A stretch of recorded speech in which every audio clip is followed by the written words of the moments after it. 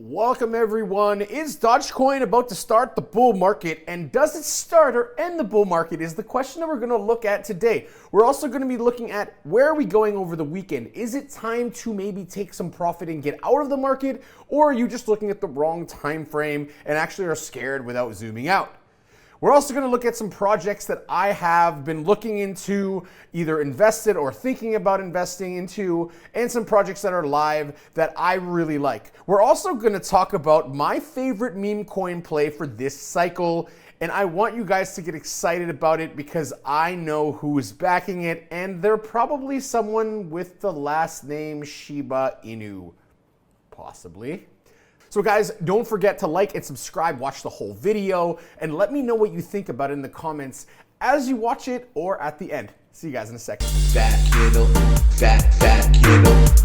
All right, so we're gonna start off with Dogecoin today. And why meme coins? Because I believe that meme coins start the rally of the bull market. Now, no one has seen Dogecoin do anything this year, and everyone says, well, coach, then we're not in a bull market yet, are we? It doesn't start the very start of the bull market. It starts the real big extension into the bull market. And I'm going to show you when that actually started, which is kind of like right now, last cycle, going into November, you start seeing, Dogecoin get a little bit of excitement. Then we saw huge extensions all the way to the top. The first top, not the second top, the first one. And so you can go back into other prior cycles and see the same thing as well. I'm not going to do that today because I don't think we need to do that. But what I want to tell you guys and give you a very clear explanation is Dogecoin started the bull market last time. It also subsequently potentially ended the top of the cycle, and then we started coming back down. But we did go back up, and Dogecoin never came back. It just dumped to hell, right? That was the end of the cycle right here. Had a mini pump, and then we dumped out, and it was done. So we're looking for something like this to happen in this cycle. So we're likely not going to see it go as high, I don't think. We're going to see 50, 60. It could happen. There's more people coming in the market. But Elon did sell like $130 million of Doge. So maybe that won't be as big of a play this time. But let's see. You never know, right?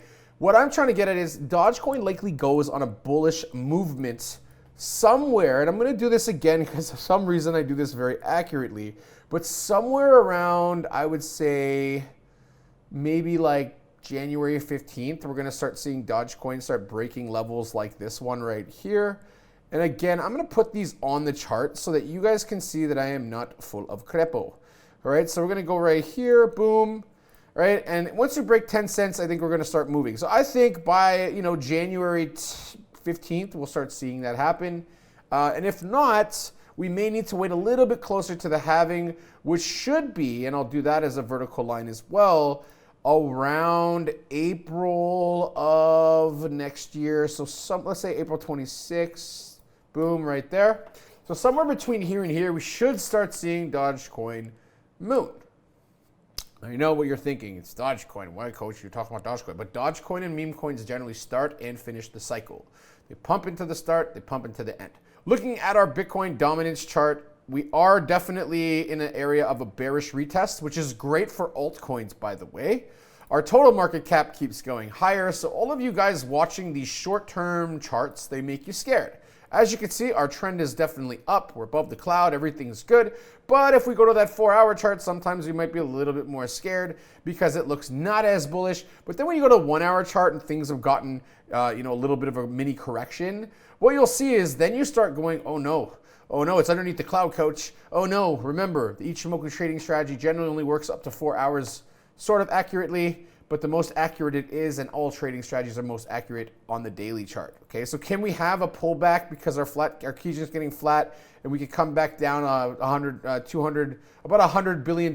Yeah, we could. That doesn't mean that this won't continue pushing back up, and it's done that in the past, so I'm not too concerned, all right? Our total 2 also, is trying to break this level, It's a little bit, like we have all these 3 supports. We have the 21 EMA, the Tenkin, and this level. So it's likely that our alts are going to continue running. So now that we know on a macro level that we're not looking as bad as some people are trying to fear you into, we should start looking at, okay, so then what's next, right? Coach, what are we doing next? Great question. So let's start looking at Bitcoin, and we'll go from there and kind of scroll back. So Bitcoin had this nice pump. Now it's coming corrected a bit. Again, remember, we literally could come all the way back and retest this level for a fourth time. Does that mean we're going to go bearish? I don't think so. Now remember, we have a flat Kijin, so we could come back to 32. It would be bullish even if that happened, but I'm worried about this Chiku span because it's kind of going to run into the candles if we did do that. Then we would kind of look for, okay, maybe wait out and see what's happening. But right now, I think this is kind of this time in the market where people get very fearful. And I think that that's not really the best thing to use as emotion, so don't use emotion in your choices. So Bitcoin looks fine. Ethereum used Tenkan as a level to hold up a couple times so far. And remember, we need liquidity to come in and out of the market. So basically, we need people to go long, we need people to go short, and that liquidity comes back into the market. So you need to get people liquidated. All that stuff is a part of the process, okay? So just keep that in mind when you're looking at things and you're kind of like, I don't know, coach, it's not so great. I'm in this trade, the STX trade. This could easily fail, so I moved my stop just a little bit higher. So if I'm losing a very small amount compared to my normal trade size. And that's just because I'm using risk management on here because it easily could slide back down the cloud, which you can see right here. So I'm being very cautious with some of my trades right now, but you should always be cautious and actively managing your trades. So AVAX looks great. Atom on the daily looks great. Aptos even looks great. Algorand looks great. All of these don't look bearish to me. A0, great tokenomics, looks great. And I actually did something. I talk a lot about tokenomics. This was their first vesting after launch, right? Then they didn't have many vestings. And their vesting kind of started around here as well. And then it was like not everybody was vested, well, a small percentage of them. Here is basically the last vesting was from here over to there. And once that vesting was done, look what happened to the price. So vesting actually holds prices down. This is why you should always look for tokens that are fully distributed. That's why I tell you guys to look at the BNBs and the DOTs, for example, or Casper Labs I've been looking at. It hasn't looked super hot, but like this is one that if it actually like starts to finally take off, this thing could definitely go a lot higher. So just keep your mind and your eyes on that. EGLD is bullish, right? So we're seeing Phantom had a really nice run yesterday. All of these look great. They had Kumo breakouts, they had Kumo breakout retests, they went higher. They're doing everything that we would expect them to do. And when you check on the daily chart, you get pretty good. Now, I did enter an H-bar trade. I had a nice little start. I actually moved this up a little bit higher because you know the market pumped up a bit. And so my risk reward is now very good. It's 4.48 versus before. Now, obviously, it didn't add more liquidity, so it's not, but I have less risk now in that trade. And if we hit that target, then I'm in a great position. KDA starting to do its thing, a little bit of rejection from the 200 EMA. And remember, we're not in a bull market yet. The data is actually showing that there is no retail market really yet, like a small amount, but really what is happening now is the people who were in crypto before that kind of left because the bear market are now coming back. We haven't had that extension of new money market coming in, which is, in my opinion, extremely bullish, to be honest. So looking at NEAR is a big play of mine. I've told you guys all about for a long time. A beautiful retest trade you could have gotten on there. And this is why we trade the Kumo breakout retest. That is an easy 42%. And if you were trading with a little bit of leverage and borrowing some money, even better. Everything is bullish on this chart. So we have all these bullish charts. Now, one to keep your eye on is QNT, because QNT is at that level right now where it easily could do an 11-hour trade, and your risk reward management is below this Kijin Sid, right? So we go a little bit lower than that, and that is our risk. So if you wanted to be a little bit more flexible, you could put it down here, and you're still at a 7-hour trade.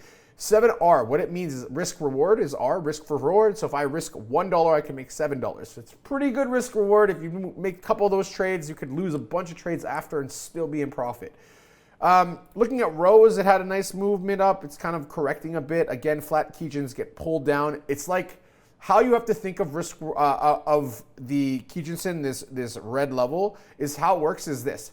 You have a warehouse, right? And in your warehouse, when there's nothing left in it, there's only like 2 or 3 TVs left. Let's say it's a TV warehouse. Those 2 or 3 TVs, people will pay more for them if they all want it because there's not that much. Same as people pay for an Apple phone. When it first comes out, they have to have it right away. So obviously they become more valuable. Now, once the factory makes hundreds of thousands of Apple phones, the price starts to drop a little bit because obviously there's a lot inside of the warehouse. So then they can actually sell them for a little bit cheaper. The market works the same. So when people buy too much and there's not enough in the warehouse, they restock the warehouse, and that's what bringing it back to Kijin. The same way on the other side is when you get too far away from the Kijin and it's flat, eventually it will pull it back up. But as you can see here, it's not a guarantee that it will go up higher. It can come down and then come up. So there's no guarantees. We have to watch and play that as we see it. So we have a rule-based system. It won't always work. That is very important to understand. Now, Rune has had a crazy run. I actually took a bunch of profit yesterday at just around, I think it was 650. I just saw like, you know what, it's gone up so much. We probably will come back down at least to like the $4.50 range, and I'll restock my Rune again there. I took about $100,000 of profit yesterday in Rune, just seeing how much it's extended up. Theta had a really nice Kijin retest here, and basically that's usually a bullish retest that we can go higher. So we got a lot of really nice trade setups here. I've been watching Eternity because they have a lot of stuff coming and they haven't broke out and retested really yet. So I'm being very, very, very cognizant of that because this bad boy could easily double without very much effort. Probably go a lot higher. It's been ranging a bit with a couple releases that made the price pump on these huge spikes. Okay, so I can go into all the coins that we do. The AI coins are definitely coming up to a level right here where it's going to potentially reject and come back down. So if you're in FET, like I just took a little bit of profit because I was like, this is probably going to reject the first time, come back down a bit, retest, and then go higher. ICP hasn't really gone yet, but it's bullish. Graph had a nice retest of the Kijin, and we'll see if we can get above, retest this level, and start to go a little bit higher. So we have a lot of really bullish plays. Storage coin, this one really likes to pump when it pumps, and it pumps hard. One that hasn't really gone yet from the bottom, I would say, is VET. I'm keeping my eyes on this because it is technically part AI, and obviously with supply chain, it's going to have some use case for sure. So we're watching DeFi. It doesn't look as hot as it was before, but again, if you zoom out, it doesn't really matter that it came down a bit, right? FXF doesn't matter it came down a little bit. We have to go up, come down, find support, and then go higher. That's how this works. This is how it does on the way down. This is how it does on the way up. So understand that so that you can position yourself well. All right, so my meme coin of the year is OSAKA protocol. Now, I've talked about this online. This project, it was made because people sold Shiba Inu too early, the early adopters. It has a market cap which shows 30 million, but I'll just keep you guys in mind that 20 million of that money that you're seeing is burned, not technically burned, but Ryoshi's wallet, Shiba Inu's deployer wallet, it has that in there, and basically Ryoshi is gone. Like there is no more Ryoshi in the industry anymore. So if we take away that, right, even though that's showing and the 9 million more, the market cap is extremely low, and no one has like a crazy amount of tokens in their wallets, right? So that makes me extremely bullish on OSAKA, okay? Because that tells me that it's nowhere near done or started yet. Now, this has been rumored that the Shiba Inu founding team is behind it. I know some of the people from that team, and if we break these levels right here, we're likely going towards all-time high on OSAKA token and probably a hell of a lot higher. So don't look at the market cap from that perspective. Realize that about 75% less than $30 million. So that is a lot of discrepancy there because even half of that is 15 mil. So you're looking at maybe about $10 million market cap for a coin with $2 million of liquidity and potentially, I can't confirm or deny, but I know things, the Shiba Inu founding team being involved. So do with that information what you will. Another project that I've been very bullish on, and the team is extremely hard working, I'm going to show you a little bit of something from them, is Adult Playground. Now, Adult Playground is it's basically making your fantasies come to life.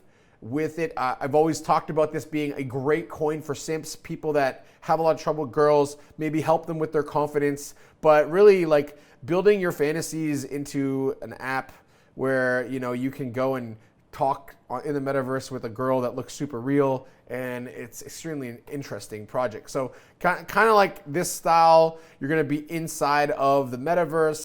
So you guys can get the point of MetaFan style, adult playground style, different types of benefits from it. And they're really early, and it's really early on. Like when you look at it, the market cap's 1.93 million.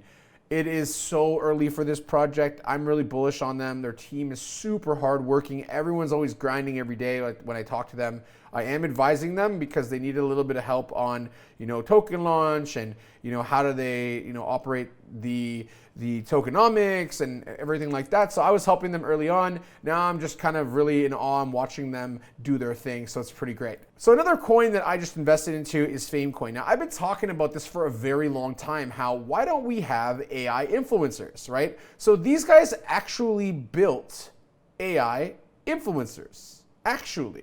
And you can see them right here. There's 3 of them already. They're going to make more. And basically, this is an AI-powered agency for KOLs.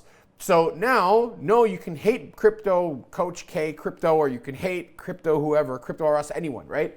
But the reality is, if it's an AI person, they won't care. They don't have any of their feelings hurt. Not that you guys hurt my feelings when you say stuff, but you know what I mean. Right? And I can show you some stuff that's pretty cool. Like these influencers already exist. They're already there. So you can see Carol, and basically they're virtual girls traveling the earth, and it looks extremely real. Like these look like real people.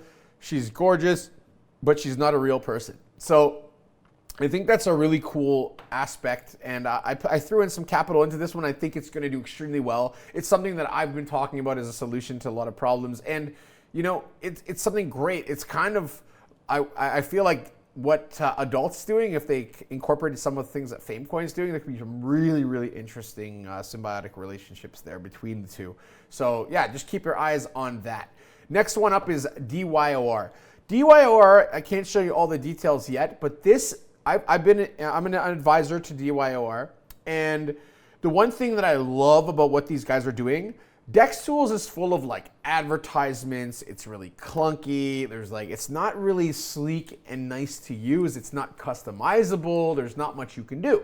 DYOR is actually making auctionable DEXTools trending type stuff. So DYOR trending will be based off of auction. It will be fair. So no one can just basically control, like they do with DEXTools, the whole entire ticker at the top. There'll be 52 more features and full customization of how you see and use the platform. And everyone knows that DEXTools needs a killer because it's just really like, they're like a mafia when you try to work with them. They charge you money for like everything. You want to update your information? Oh, we're going to charge you money for that. This platform will let a project update their own information and then verify it. Amazing team. I'm extremely excited about working with these guys, and keep your eyes on DYOR. I'm telling you, there is a lot coming from these guys that I've seen that I can't share just yet. The next one I invested into recently is Bonsai. Now, this is a really cool one and extremely, extremely well backed. I was the first investor in this platform. I actually was the lead investor, and I guess technically I still am the lead investor. And why? Because it's a no-code solution for everything Web3, and they already have 20 commitments of projects that are going to use their platform from day one.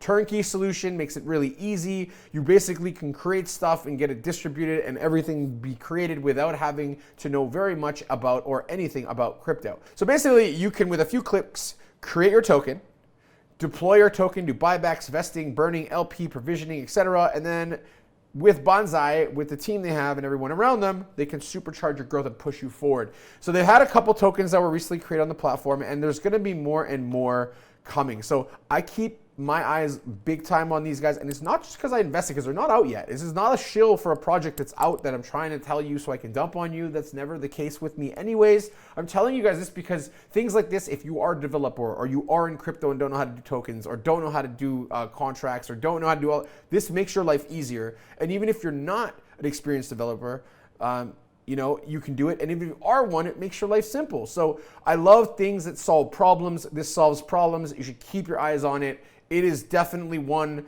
that I was the first time I've ever been a lead investor on a project as a person. I think it's amazing. Now this one launches on Monday, so it's not out yet. There's still white lists out there, so definitely keep your eyes open for that. Basically, XNOVA is a Telegram bot. Now, it's also going to have the ability to do OTCs. It has gasless trading, so you're going to save a ton of money. They have perps. They have copy trading and OTC desk and sniping. This is a level above a lot of the other bots out there. And the people that came in tell me that it's a level above all the bots out there. So keep your eyes on XNOVA. I think there's a lot there with XNOVA that is definitely something that's exciting. And so, yeah, thank you, Crypto Ocean, for making this this chart. Looks really nice. And yeah, there's a lot to be excited about with this one as well, especially with the bot narrative that's happening currently. All right, so keep your eyes on the markets. Do not look in the short term. Zoom out, see what's going on. I believe that the weekends lately have been very good times for pumping, so I'm going to continue thinking that that likely will happen. A lot of people are trying to scare you and stuff. Yes, we could go to 32, but look at where we went from when we started, and understand that we go up, we come back down, we find support, we go back up higher. So that's it. We do higher lows, higher highs. Life is good. Okay? Remind yourself of XNOVA on Monday.